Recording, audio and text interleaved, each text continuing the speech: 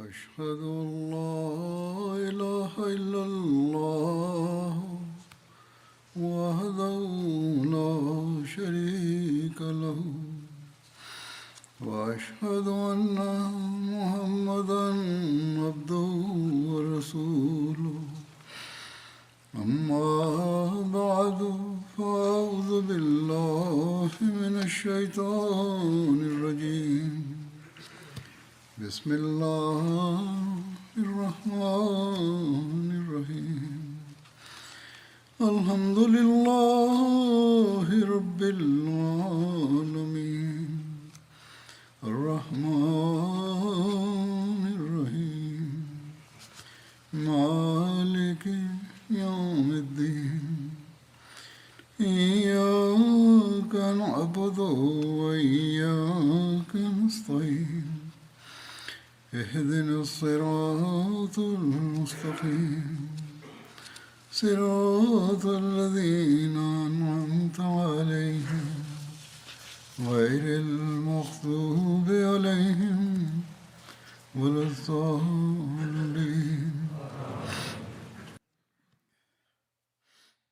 Es wurde über das Leben des heiligen Propheten sallallahu alaihi wasallam während der Schlacht von Uhud gesprochen.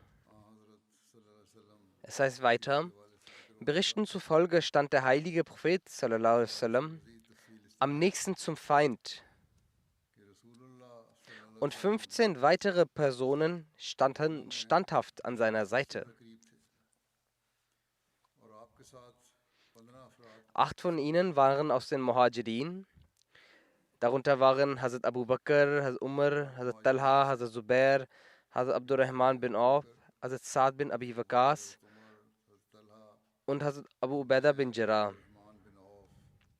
Und 7 von ihnen waren aus den Ansar, nämlich Hazrat Khubab bin Munzir, Hazrat Abu Dajana, Hazrat Asim bin Sabit, Hazrat Hazim bin Simma, Hazrat Sahel bin Hunayf und Hazrat Saad bin Muaz. Einige behaupten, dass auch Hazrat Saad bin Ubadah radhiyallahu anhu und Hazrat Muhammad bin Maslama radhiyallahu anhu unter ihnen waren.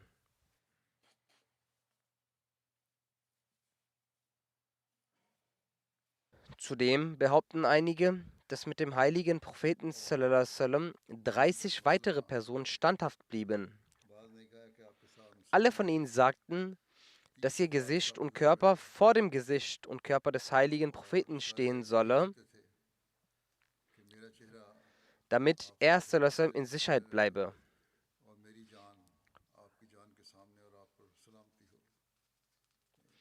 Sie sagten dabei, Friede sei auf ihnen und möge mein Leben ihnen geopfert werden. In einer Überlieferung steht geschrieben, dass 11 Personen mit dem heiligen Propheten sallallahu alaihi wasallam übrig blieben und zudem Hazrat Talha bin Ubaidullah radhiyallahu anhu. In einer anderen Überlieferung heißt es, als die Ungläubigen den heiligen Propheten sallallahu alaihi wasallam umzingelt hatten, befand sich der heilige Prophet zwischen 7 Ansari-Gefährten und einem Gefährten aus den Quraysh. In einer anderen Überlieferung heißt es, dass der heilige Prophet sallallahu alaihi wasallam mit nur 9 Personen übrig blieb. 7 davon waren aus den Ansar und 2 aus den Quraysh. Und der heilige Prophet sallallahu alaihi wasallam selbst war die 10. Person gewesen.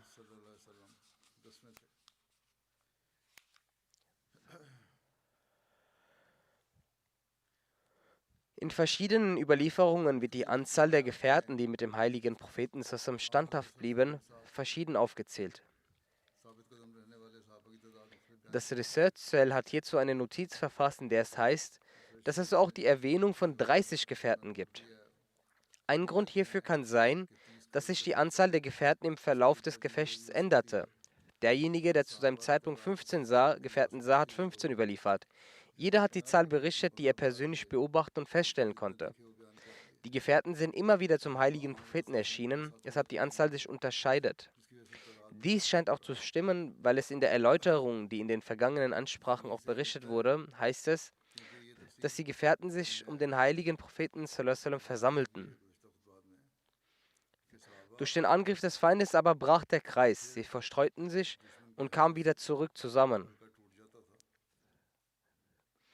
Die Gefährten zeigten ein Beispiel an Standhaftigkeit, und keiner von ihnen hegt auch nur die Furcht zu sterben.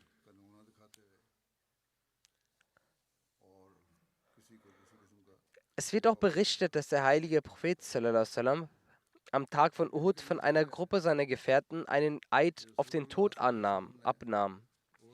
Als die Muslime sich vermeintlich zurückzogen, blieben sie standhaft und setzten ihr Leben aufs Spiel, um den heiligen Propheten sallallahu alaihi wasallam zu beschützen, bis dass einige von ihnen den Märtyrertod starben.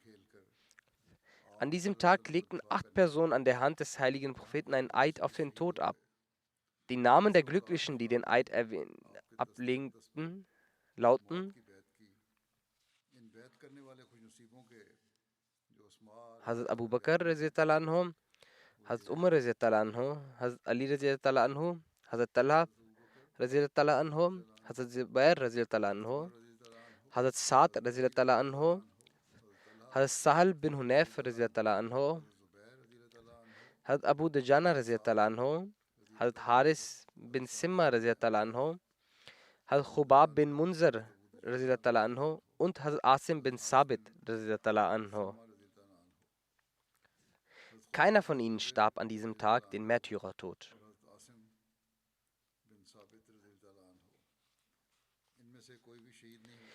In dem Buch Saise Ashra, auf Deutsch Die Besonderheiten der 10 von Allama Zamakhshari, steht geschrieben, dass Hazrat Zubair am Tag von Uhud standfest an der Seite des heiligen Propheten stand. Zu diesem Zeitpunkt leistete er einen Eid des Todes an den heiligen Propheten. Das heißt, er schwor, dass er zu seinem Schutz sein Leben opfern wird, aber niemals von seiner Seite abweichen wird.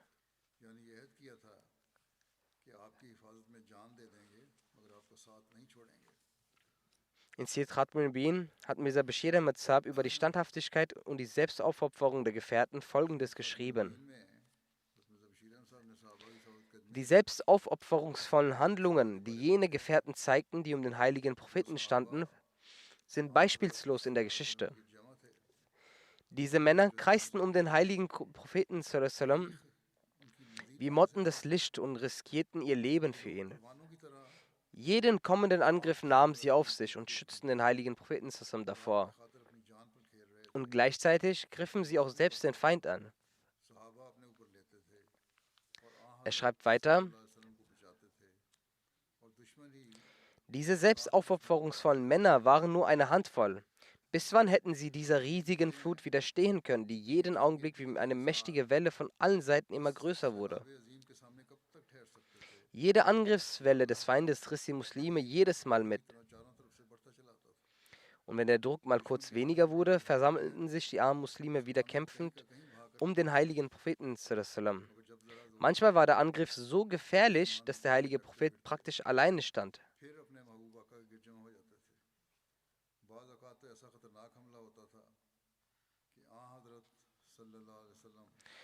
So kam es zu einer Phase, in der um ihn nur noch 12 Gefährten waren. Und in einer Situation war es sogar so, dass nur noch 2 um ihn herum waren.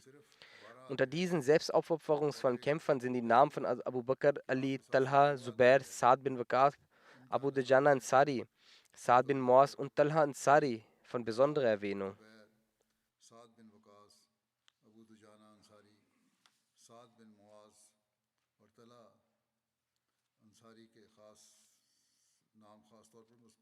Mit dieser Referenz wird die Unstimmigkeit der unterschiedlichen Anzahl der Gefährten aus den verschiedenen Überlieferungen geklärt. Wie ich auch schon erwähnt habe, war die Anzahl dieser Gefährten verursacht durch den Angriff des Gegners mal mehr, mal weniger. Der verheißene Messias sallam, sagt als Antwort auf einen Vorwurf der Christen gegen den heiligen Propheten sallam,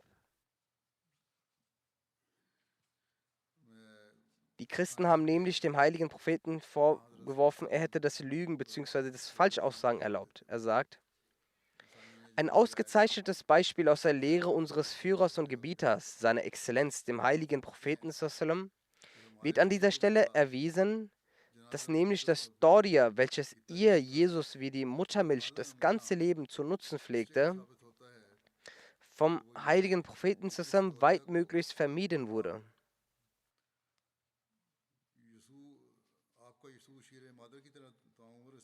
Die wörtliche Bedeutung von Tawriya ist, etwas zu sagen, das nicht dem entspricht, was man im Herzen hegt. Oder auch eine zweideutige Aussage zu treffen. Näher auf diesen Begriff eingehend hat der verheißene Messias sallam Folgendes erklärt. Über das Wort Tawriya. Ich habe eben die wörtliche Übersetzung vorgetragen. Der verheißene Messias sagt hier ausführlich weiter. Bei einer Versuchung aus Furcht, eine Sache zu verbergen oder aufgrund eines höheren Interesses ein Geheimnis so zu verheimlichen, sprich in einer Art und Weise so zu formulieren, dass ein mit Verständnis Ausgestatteter es begreift und ein Ahnungsloser es nicht versteht und sein Gedanke in eine andere Richtung geht.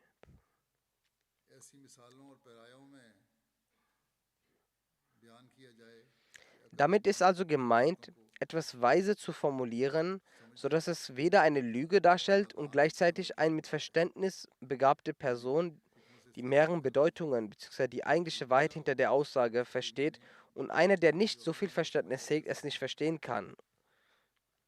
Der verheißene Messias aber sagt hierzu weiter. Dies aber widerspricht gegen die hohe Stufe des Taqwa. Es ist aus den Ahadith bewiesen, der verheißene Messias hat dies auch ausführlich erklärt, so kann es niemals nachgewiesen werden, dass der heilige Prophet davon Gebrauch gemacht hätte.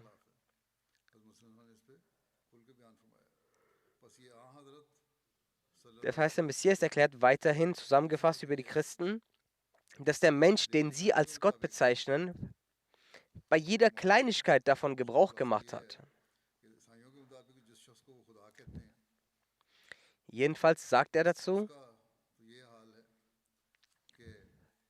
der heilige Prophet sallam, hat angewiesen, weitestgehend dies zu vermeiden, damit der zu verstehende Inhalt der Rede auch in der äußeren Form nicht einer Lüge ähnelt. Doch was soll man sagen und was soll man schreiben? Ihr Herr Jesus konnte nicht mal in diesem Maße an der Wahrheit festhalten. Wer den Anspruch erhebt, Gott zu sein, sollte doch wie ein Löwe auf der Welt auftreten und nicht das ganze Leben über durch den Gebrauch von Tawriya und durch lügenähnliche Aussagen beweisen, dass er nicht zu jenen vollkommenen Individuen gehört, die ungeachtet des Todes dem Feind gegenüberstehen.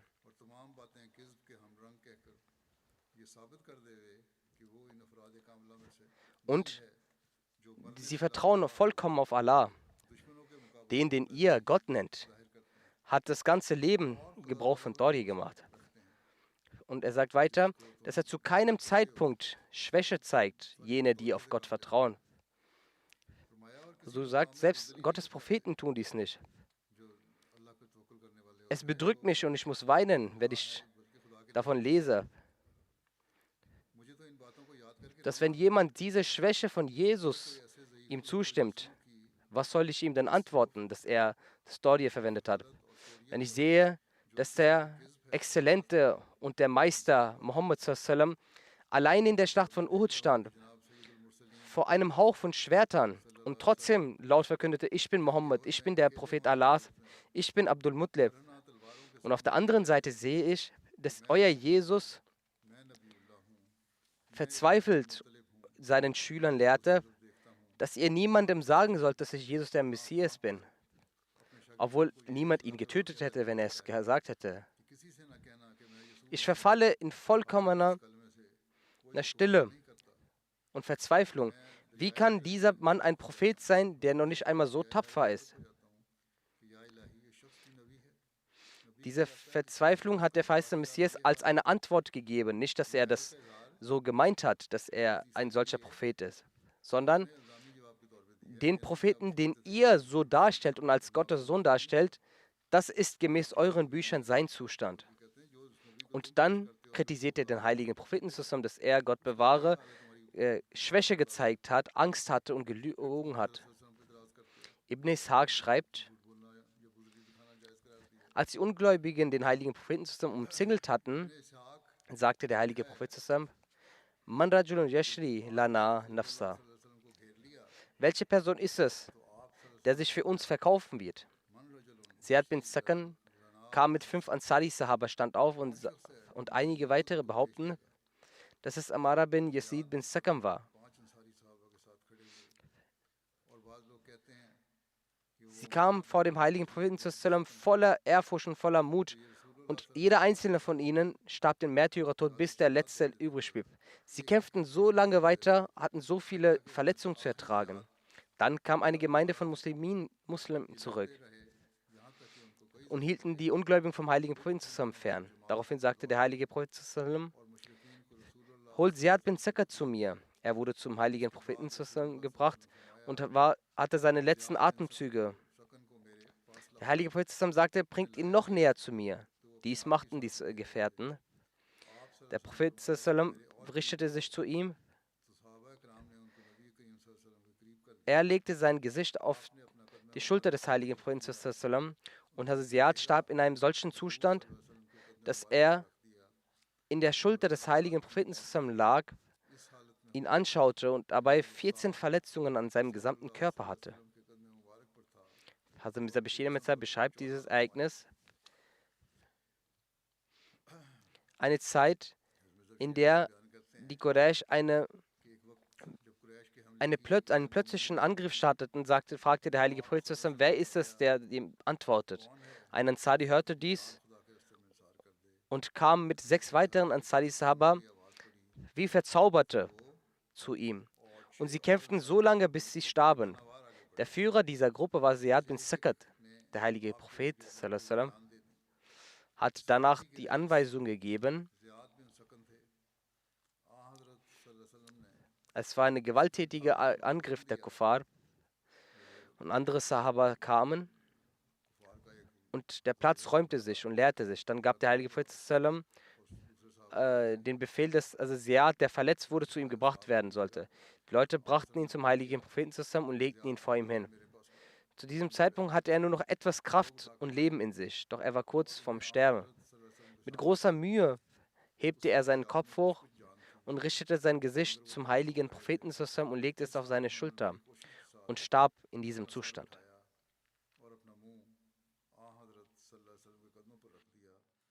Dann gibt es auch das Ereignis des Märtyrertods von Musab bin Umair.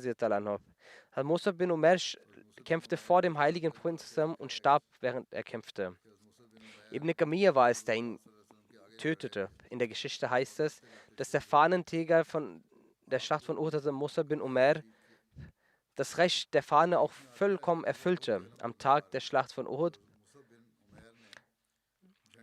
trug Hazrat Musab die Flagge des Islam, als auf einmal Ibn Kamiyya, der auf dem Pferd ritt, Hazrat Musab auf seinem rechten Arm angriff, indem er auch die Flagge und die Fahne hielt. Er schnitt seinen Arm durch. Daraufhin hielt Hazrat Musab die Flagge in seinen linken Arm.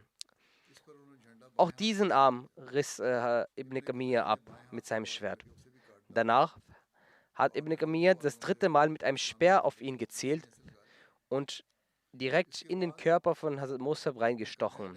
Also Musab fiel nieder. 2 Personen von Banu Abduddar, Suhaibat bis Saad bin Harbala und Abu Rum bin Umair kamen nach vor. Abu Rum bin Umair nahm die Flagge zu sich und blieb auch bei ihm, bis die Muslime sich zurückzogen konnten und in Medina ankamen.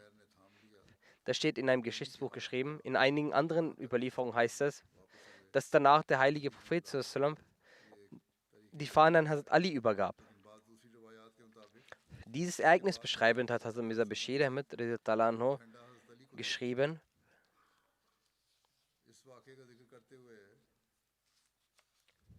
Die Armee der Quraysh hatte sie von allen 4 Fronten umzingelt und fuhr fort, die Muslime durch wiederholte Angriffe zu zerstören. Doch selbst nach all den hätten die Muslime wahrscheinlich wohl kurz darauf zurückgewonnen, aber die Ungeheuerlichkeit war, dass ein kühner Krieger aus den Reihen der Quraysh namens Abdullah bin Kamiyya, Musab bin Umair, den Fahnenträger der Muslime, angriff und ihm die rechte Hand mit dem Schlag seines Schwertes abtrennte.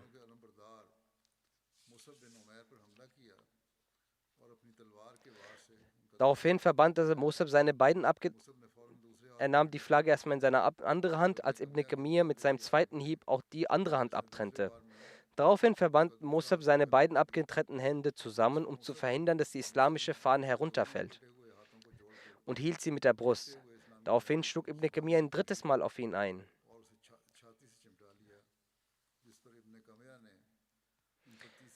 Und dieses Mal wurde Musab zum Märtyrer und fiel zu Boden. Was die Fahne anbelangt, trat ein anderer Muslim vor und nahm sie an sich. Aber da Musab von der Größe und Gestalt dem heiligen Prophet glich, dachte Ibn Kamir, dass er den heiligen Propheten zusammen erschlagen hat.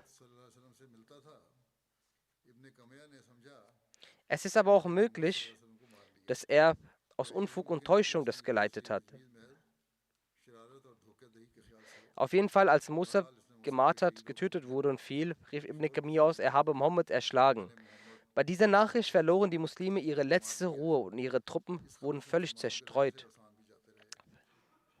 Wie ich bereits erwähnt habe, hat sich der Sieg der Muslime in Uhud aufgrund weniger Momente der Unachtsamkeit in kurzzeitige Zerschlagung verwandelt. Doch nur der heilige Prophet zusammen gilt in der Welt als der beste Kämpfer und als jener, der weise und kluge Entscheidungen trifft.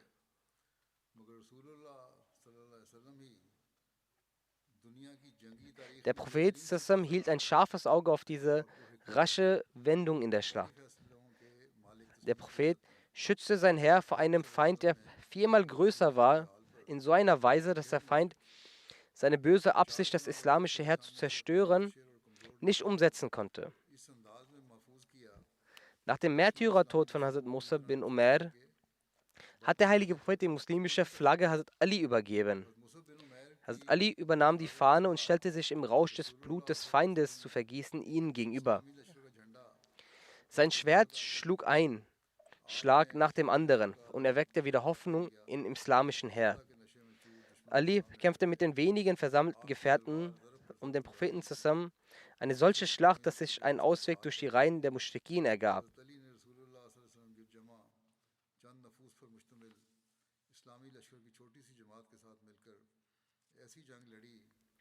So ebnete diese kleine Gruppe unter der Führung vom Propheten zusammen einen Weg und stießen zu den verstreuten muslimischen Kämpfern im Schlachtfeld vor, die immer mehr Hoffnung verloren, nachdem sie vom Tod des Propheten erfahren hatten. Deshalb hatten die Quraysh, um sie von der Flucht zu verhindern, begonnen, verstärkt die Muslime zu attackieren.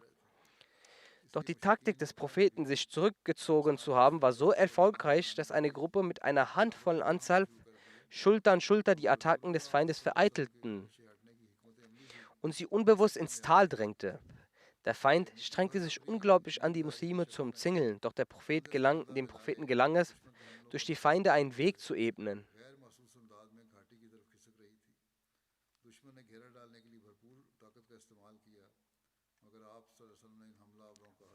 In der Schlacht von Uhud gibt es eine Begebenheit, in der die Gefährten an Müdigkeit und Erschöpfung litten. Allah erschuf eine solche Begebenheit, dass sie schläfrig wurden. Die Erklärung ist wie folgt. Hazrat Zubair bin Awam berichtet: Als sich die Situation in der Schlacht von Uhud wendete, fand ich mich in der Nähe des Propheten zusammen wieder. Wir waren alle sehr geschockt und Müdigkeit wurde auf uns hinabgesandt. Es war ein solcher Zustand, als würde über uns der Schlaf gelegt worden sein. So gab es niemanden unter uns, dessen Kinn nicht auf seiner Brust lag. Also aufgrund der Müdigkeit hatten sich die Köpfe gesenkt.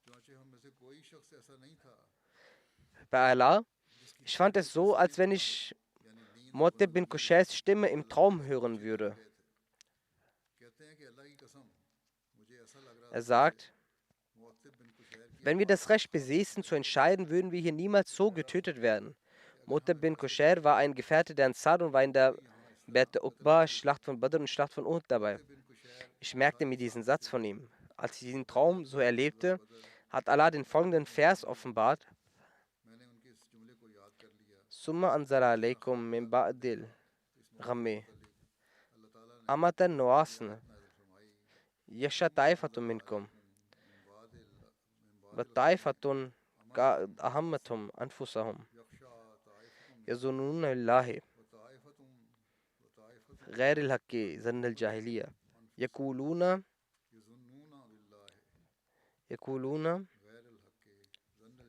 هل لنا من الأمر شيء قل إن الأمر لله.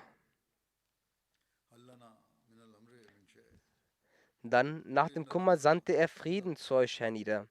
Ein Schlummer, der einen Teil von euch überkam, während der andere besorgt war um sich selbst. Denn sie dachten fälschlich von Allah, Gedanken der Unwissenheit. Sagten, ist für uns irgendein Anteil an der Ordnung der Dinge? Sprich, alle Ordnung ist Allahs Angelegenheit.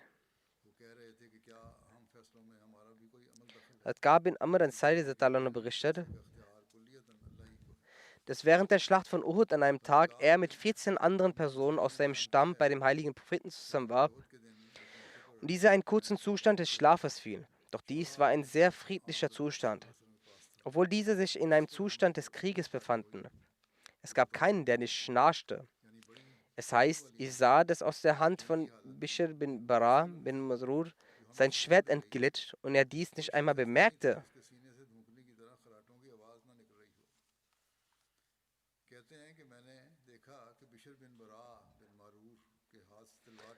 Obwohl diese in einem Zustand des Krieges sich befanden.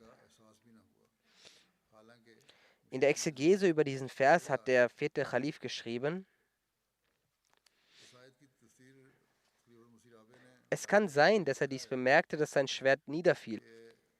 Denn die Waffen hatten ein erhebliches Gewicht und wenn diese runterfallen würde, gäbe es einen erheblichen Stoß.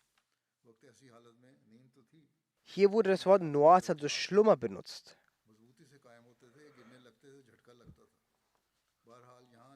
Die Exegese an dieser Stelle ist wie folgt. Die Zusammenfassung aller Bedeutungen dieser Wörter zeigt uns, dass nach dem Kummer ein friedlicher Zustand auf euch kam, den man Schlaf nennen kann. Oder dass ein friedlicher Schlummer gewährt wurde. Schlummer heißt grundsätzlich auch, dass wenn jemand einnickt.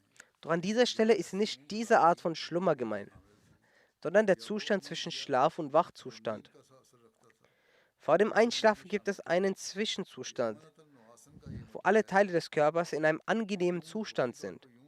Dauert dieser angenehme Zustand länger an, verwandelt sich dieser Zustand in den Schlaf. Wenn der Mensch in einem solchen Zustand geht, kann er nicht fallen, da jedes Mal er einen Stoß bekommen würde, falls er in den Schlaf fallen würde. Aber wenn jemand einschläft, dann hat der Mensch keinen Einfluss mehr auf seinen Körper. Daher kann es sein, dass Bishr bin Bara auch fest eingeschlafen war, aber trotz des Krieges war dies ein zufriedener Zustand.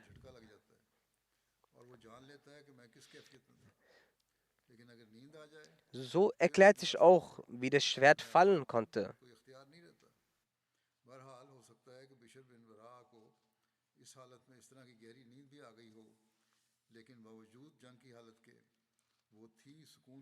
Allah sagt, dass wir euch einen Zustand der Zufriedenheit gewährt haben. Dieser Zustand ist so, dass man es auch sofort sieht, ob man fest einschläft und der Mensch plötzlich wieder aufsteht. Allah sagt, dass wir euch einen Zustand der Zufriedenheit gewährt haben. Dieser war aber kein Schlafzustand, sodass ihr eure Kontrolle über euren Körper verloren hättet, sondern ihr habt dies zufrieden erlangt, ohne dass ihr nutzlos wurdet. Genauso sagt Abu Talha, und diese Überlieferung finden wir im Bukhari wieder, am Tag von Uhud überkam uns die Müdigkeit und an dieser Stelle handelt es sich um denselben Schlummerzustand, der bereits erwähnt wurde. Allah sagte, dass sein Schwert kurz davor war, seine Hand zu verlassen, dann aber griff er immer wieder danach. Darauf können wir sehen, dass es kein Zustand war, wo diese ihre Sachen fielen lassen oder beim Gehen diese umfallen würden. Es war ein Zustand der Zufriedenheit, aber dennoch hatten wir bis zu einem bestimmten Punkt die Kontrolle über unseren Körper.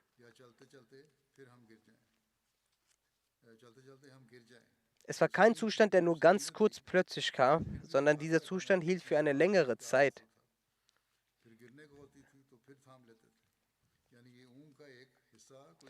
In Tirmizi Babu Tafsir wird von Hazrat Abu Talha anhu überliefert.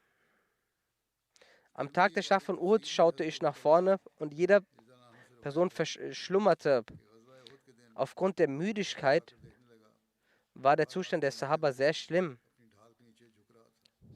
und die Lage sehr schlecht. Aufgrund dessen, dass die Gefährten wach blieben oder nicht geschlafen hatten, ging es den Gefährten nicht gut. Und in dieser schlechten Lage bekamen die Muslime diesen zufriedenen Moment von Allah gewährt. Es heißt, dass von Allah etwas herabgesandt wurde und diese Sache alle Krieger einnahm.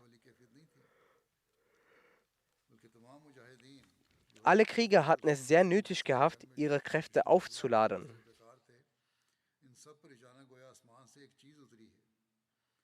Doch das war kein Moment, wo man hätte schlafen können. Doch wenn man körperlich so ermüdet ist, überkommt ein solcher Zustand die Menschen. Dass ein Volk zusammen in einen solchen Zustand verfällt und man sich nebenbei noch in einem Krieg befindet, ist ein klares Wunder. Das ist kein Zufall. Es ist ein Wunder, dass Allah diesen Menschen gewährt hat. Und passiert mit einigen Menschen. Wie gesagt, es ist kein Zufall, es ist ein Wunder. Und es war eine besondere Situation von Allah Ta'ala herabgesandt. Lam Abdur Razak überliefert durch Zuhri, dass der gesegnete Körper des heiligen Propheten sallam während der Schlacht von Uhud insgesamt 70 Mal angegriffen wurde. Gott hat ihn von allen Übel bewahrt. Ibn Hajar Asqalani berichtet, es besteht auch die Möglichkeit, dass Zuhri mit 70 tatsächlich 70 Angriffe meint oder dass er damit eine große Anzahl meint. Der verheißene Messias sallam sagt, in der Schlacht wurde jene Person als die tapferste betrachtet, die sich in die Nähe des heiligen Propheten sallam aufhielt. Denn wo er sich befand, war es sehr gefährlich. Gepriesen sei Allah. Welche Würde! Schaut euch die Schlacht von Uhud an, wo Schwerter auf Schwerter treffen. Eine so erbitterte Schlacht, dass die Gefährten sie kaum ertragen konnten. Aber dieser Mann kämpfte auf dem Schlachtfeld mit breiter Brust. Den Gefährten traf keine Schuld. Allah hat ihn verziehen. Die Weisheit dahinter war, dass die Tapferkeit des Gesandten Allahs so manifestiert wird. Der verheißene Messias sagt weiter, an einer Gelegenheit prallten Schwerter auf Schwerter und er verkündet, dass er ein Prophet Gottes ist, dem er ergriff, dass er der Gesandte Allahs, Muhammad sallam, sei. Es wird berichtet, dass die Stirn des heiligen Propheten sallam 70 Mal verletzt wurde, aber die Wunden waren sehr leicht. Dieses Ereignis zeugte von seinen großartigen Charaktereigenschaften. Es heißt über das Ereignis des Sturzes in den Graben des heiligen Propheten, dass der Übeltäter Abu Amr Fasek im Schlachtfeld von Uhud an vielen Stellen Gräben ausgehoben hätte, damit die Muslime in Unkenntnis hineinfallen und Schaden erleiden müssen. Der heilige Prophet fiel unwissentlich in eines dieser Gräben. Er verlor das Bewusstsein und beide Knie wurden dabei verletzt. Sofort eilte Hazrat Ali vor und hielt ihn in seine Arme, während Hazrat Talha bin Ubaidullah ihn aus dem Graben hoch. Der Grund für den Sturz des heiligen Propheten war der unglückliche Ibn Kamiyya, der den heiligen Propheten mit einem Schwert angegriffen hatte. Das Schwert traf den Nacken des heiligen Propheten. Obwohl der Schwerthieb keine Verletzung verursachte, war der Stoß jedoch so heftig, dass der Nacken des heiligen Propheten einen Monat lang oder noch länger schmerzte. Ebenso begann Ibn Kamiyya Steine auf ihn zu werfen. Darunter traf ein Stein ihn auf dem Seitenbereich. Auf der anderen Seite zog Uqba bin Abi Waqas, der Bruder von Sa'd bin Abi Waqas war, einen Stein auf den heiligen Propheten zusammen, der sein Gesicht traf. Dabei brach der untere seitliche Schneidezahn, das heißt der Zahn zwischen den beiden mittleren Schneidezähnen und dem Eckzahn, und seine untere Lippe platzte auf.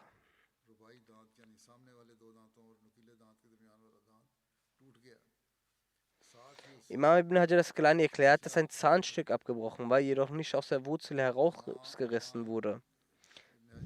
Sa'd bin Abi Waqas war der Bruder von Utbah. Als er erfuhr, dass sein Bruder war, der den heiligen Propheten angegriffen hat, drang er auf der Suche nach ihm in die gegnerische Armee, getrieben von Rachelust. Er berichtet, dass die Sehnsucht nach seinem Tod zu dem Zeitpunkt so stark war, dass es vielleicht nichts auf dieser Welt gab, das er sich je mehr gewünscht hätte. Utbah zog sich zurück, indem er ihn ausspielte. Sa'd kehrte um und begab sich erneut auf seine Suche, aber jedes Mal entkam er ihm. Als er zum dritten Mal aufbrechen wollte, wandte sich der heilige Prophet an Hazrat Saad und sagte: O Diener Allahs, hast du die Absicht zu sterben? Saad erklärt, dass er aufgrund des Verbots des heiligen Propheten von seinem Vorhaben abließ. Der heilige Prophet betete gegen Utbah bin Abi Waqas wie folgt: Allahumma la yahulu alayhi hulu anta yamuta kafirin. O Allah, lass ihn kein Jahr überdauern, als dass er im Zustand des Unglaubens stirbt. Allah akzeptierte das Gebet des heiligen Propheten so, dass an diesem Tag Hazrat Hatib bin Abi Balta ihn tötete.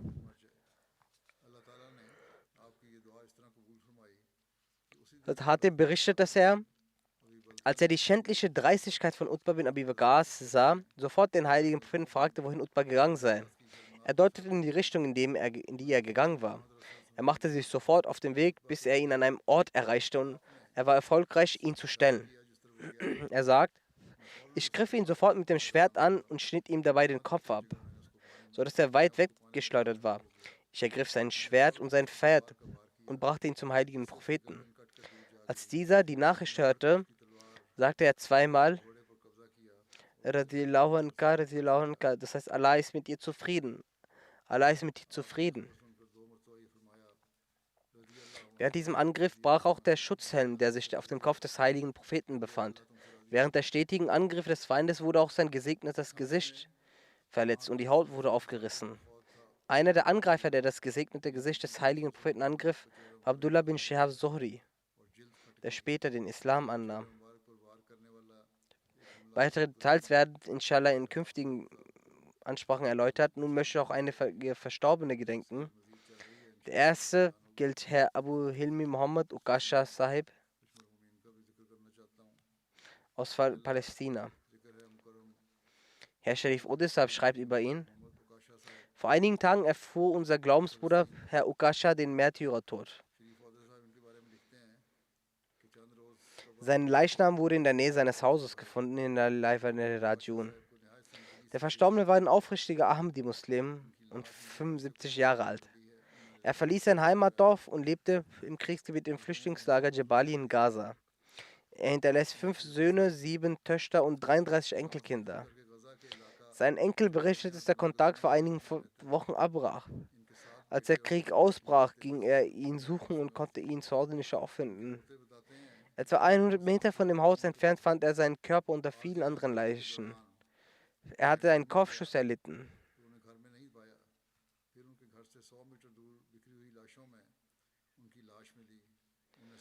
Herr Yasser Shahin, ein Ahmadi aus Gaza, erzählt: Der Verstorbene installierte vor 10 Jahren eine Satellitenschüssel und bat mich um Hilfe bei der Suche nach dem Sender MTA.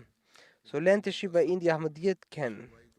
Nach einiger Zeit stellte er mir die Gemeinde näher vor und gab mir einige Bücher mit. Unsere Diskussionen dauerten eine lange Zeit an. Danach betete ich das Istikhara-Gebet und legte gemeinsam mit meiner Ehefrau das Bett ab. Herr Muhammad Ukasha war sehr erfreut über meinen Beitritt.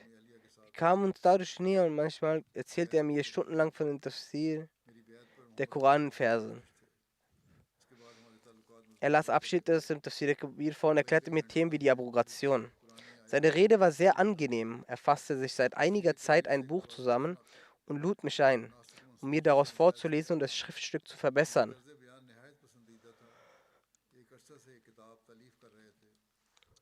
Er beabsichtigte, sein Haus zu erweitern, um darin eine Bibliothek zu bauen, wo die Bücher der Jamaat ausgestellt werden. Seine Familie übte aufgrund, dass er ein Ahmadi war, Unrecht gegen ihn aus, deshalb konnte er diese Absicht nicht erfüllen. Durch ihn habe ich die Gaza-Jamaat kennengelernt. Wir alle haben bei ihm im Voraus öfters zusammen gewesen. In den letzten Jahren ist er aufgrund seines Gesundheitszustands öfters zu Hause geblieben, da er sich nun schwer bewegen konnte. Ein weiterer Ahmadi aus Gaza, Iwasab. Er sagt: Der Verstorbene war lang, sein Körper zierlich und sein Bart war etwas weiß. Sein Taqwa und Rechtschaffenheit war stets sofort ersichtlich gewesen. Er war stets im Gedenken Allahs und im Lesen von Jamaati-Literatur beschäftigt. Er hegte den großen Wunsch, dass neben seinem Haus eine Moschee der Jamaat errichtet wird. Nach dem Krieg 2014 hat er eigenhändig einen Aufsatz verfasst, in dem er geschrieben hat, dass ein Tag kommen wird, wenn die Gräber bombardiert werden und diese verwüstet in Stein und Schutt verurteilt umhergehen werden. Und genau dies geschah auch tatsächlich.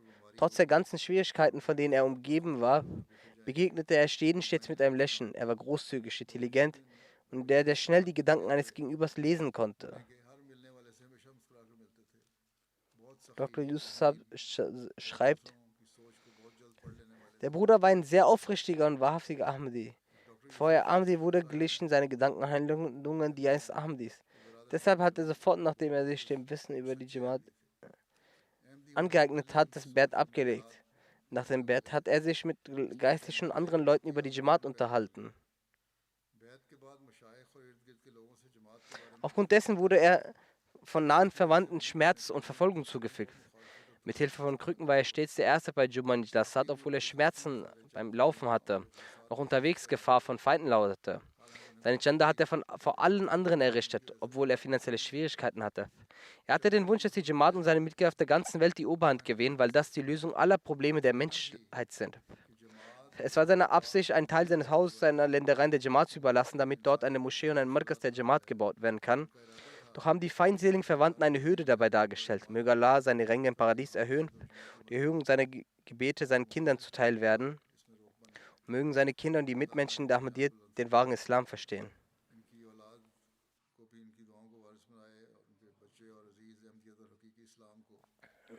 Und möge Allah ihnen bescheren, dass sie auch wieder Frieden sehen.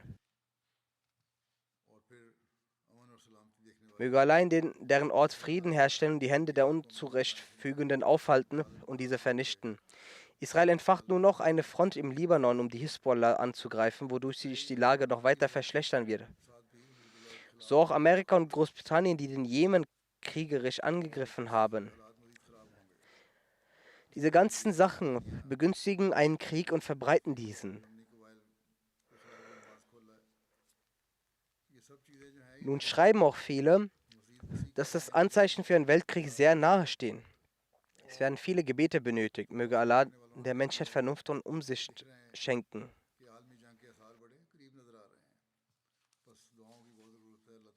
Eine weitere Verstorbene ist Amtul Nasir Zafar Sahib, die Ehefrau von Murabi Silsila Haidari Zafar Sahib aus Deutschland.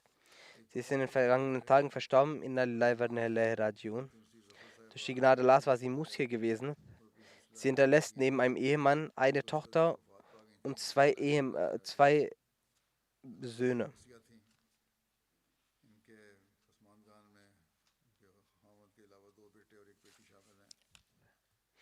Ihr Großvater mütterlicherseits, also Chaudhry Aminullah Sabri war ein Gefährte des verheißenen Messias.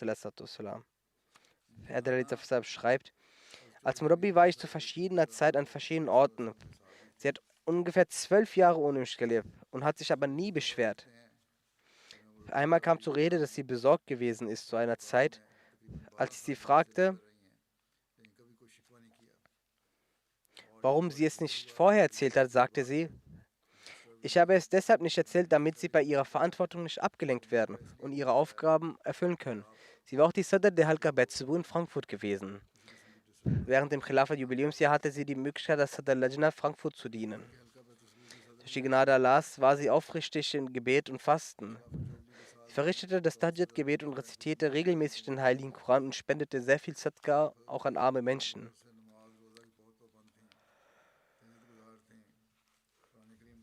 Ihr Chanda zahlte sie stets pünktlich, möge Allah der Verstorbenen seine Gnade erwiesen.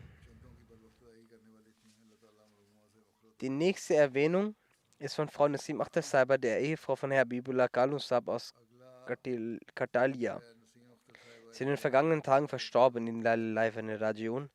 Sie war Musia und hatte die ganze Rechnung der Wasiat bis zum Tod beglichen. Den Anteil für ihr Eigentum hatte sie ebenfalls beglichen. Zu den Hinterbliebenen gehören neben dem Ehemann 6 Söhne und 2 Töchter. Eine ihrer Töchter verstarb noch während ihrer Lebenszeit. Selbst um ihre Kinder kümmerte sie sich ebenfalls sehr liebevoll, ermöglichte ihnen Bildung. 4 ihrer Söhne sind Waqf Zindagi. Ein Sohn, Herr Navid Adel Sahib, ist Murabis Silsia und Missionarsleiter in Liberia. Er konnte aufgrund seiner praktischen Aktivitäten nicht an der Bestattung seiner Mutter teilnehmen. Er sagt, in ihrer Familie trat die Ahmadiyyat durch ihren Vater, Herr Maula Bakhsh Sahib, ein, der während der Zeit des zweiten Khilafat das Bett ablegte. Sie hatte einen guten Wissensstand über religiöses Wissen. Menschen, die sie trafen, fragten sie manchmal, wie gebildet sie sei. Doch sie hatte eine ganz einfache weltliche Bildung. Über ihr Interesse an religiöser Bildung erzählte sie oft, dass es an ihrem Vater lag, da er von jeder Exegese, die er in der Moschee hörte, zu Hause ihnen sofort erzählte. Eltern haben also einen großen Einfluss, wenn man solche Gespräche zu Hause führte. Sie hatte eine immense Liebe zur Jamaat und Khilafat. Sie war sehr furchtlos und hegte ein Ehrgefühl für den Glauben und wollte nie etwas gegen den verheißenen Messias zu Islam hören.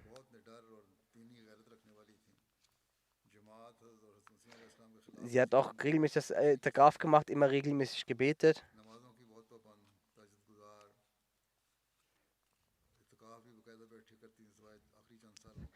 Immer beim Laufen rezitierte sie immer wieder Gebete. Auch verrichtete sie regelmäßig das Tahajjud-Gebet. Während des Ramsans las sie den Heiligen Koran 3 bis 4 Mal durch. Einmal fiel sie plötzlich, weshalb ihr Bein brach. Zu dieser Zeit war ihr Sohn dort, also der jüngere Bruder des schreibenden Adilsab. Genau dann, als dieser zurückkehren wollte, fiel sie und brach sich das Bein. Sie sagte ihm, dass er zu seinem Dienst antreten soll. Sie rief ihren Schwiegersohn aus dem benachbarten Dorf und ging mit ihm ins Krankenhaus. Zu ihrem Sohn sagte sie, dass es seine Aufgabe ist, den Dienst des Glaubens zu widmen und er soll abreisen. Herr Navid Adilsab sagt, nach 7 Jahren traf ich sie wieder. Zu dieser Zeit sagte sie mir, Leben und Tod liegt in den Händen Allahs. Man weiß nicht, wann jemand gehen muss. Deshalb, wenn die Zeit kommt, verlasse deinen Dienst nicht, um zu kommen. Bleib dort, wo du bist. Deshalb blieb er in seinem Center und konnte nicht an der Beerdigung seiner Mutter teilnehmen. Die nächste Erwähnung ist von der ehrenwerten Mubaraka Begum Saiba, der Ehefrau von Herr Rashid Ahmed Saab aus Bashirabad steht. Auch sie verstarb vor wenigen Tagen in der Rajiun. In ihrer Familie wurde der Grundstein der Ahmadiyyat durch ihren Vater, Herr Bawal Haq Saab, 1948 gelegt, der das Bett auf der Hand des zweiten Khalifen des Anho ablegte. Sie hatte hervorragende Eigenschaften, verrichtete das fünfmalige Gebet, das Tahajjud-Gebet und diente selbstlos der Jamaat und war eine fromme und gläubige Frau.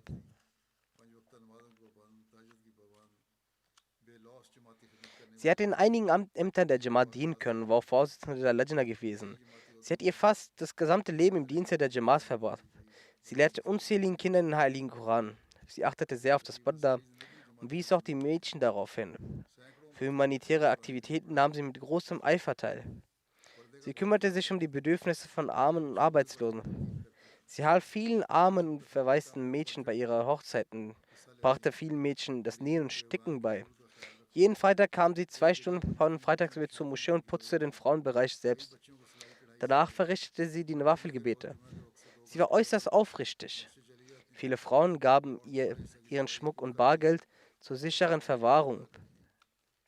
Nie hat sie mit irgendjemandem gestritten, Härte angewendet oder war beleidigend. Sie hatte einen äußerst hervorragenden Charakter. Durch die Gnade Allahs war sie auch Musia gewesen. Als sie ihr Wasiat machte, ließ sie auch gleich die Töchter des Wasiat abschließen. Genauso brachte sie auch andere Frauen des Dorfes dazu, Wasiat abzulegen. Den Hinterblieben zählen neben dem Ehemann ein Sohn und 5 Töchter. Sie war die Schwiegermutter von Usman Ahmed Saab von der Rekim-Druckerei in Sierra Leone und von Saadet Ahmed Saab aus Burkina Faso. Diese beiden Töchter, die mit den Missionaren verheiratet sind, waren in den letzten Tagen ihrer Mutter nicht bei ihr. Sie waren an ihren jeweiligen Dienstorten. Ihre Tochter Frau Asfa selber sagt, ich diene mit meinem Mann Usman Ahmed Saab in Sierra Leone. Aufgrund der praktischen Verpflichtung konnte ich an dem Totengebet und der Bestattung meiner Mutter nicht teilnehmen. Genauso konnte meine jüngere Schwester Mariam Bushra, die in Burkina Faso ist, auch nicht teilnehmen. Möge Allah ihnen Trost und Geduld spenden und der Verstorbenen vergeben und barmherzig sein, möge er ihre Gebete für ihre Kinder erfüllen.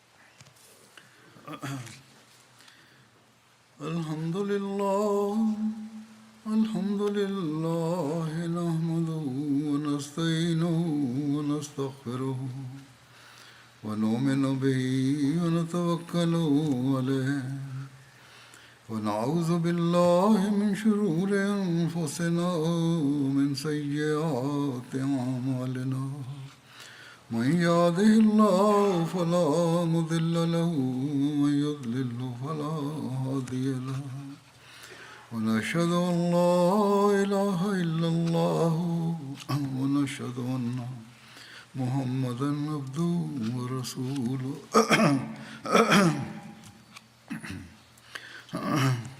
عباد الله رحمكم الله إن الله يأمر بالعدل والإحسان وإيتاء ذي القربى وينهى عن الفحشاء والمنكر والبغي يعظكم لعلكم تذكرون اذكروا الله يذكركم وادعوه يستجب لكم ولذكر الله أكبر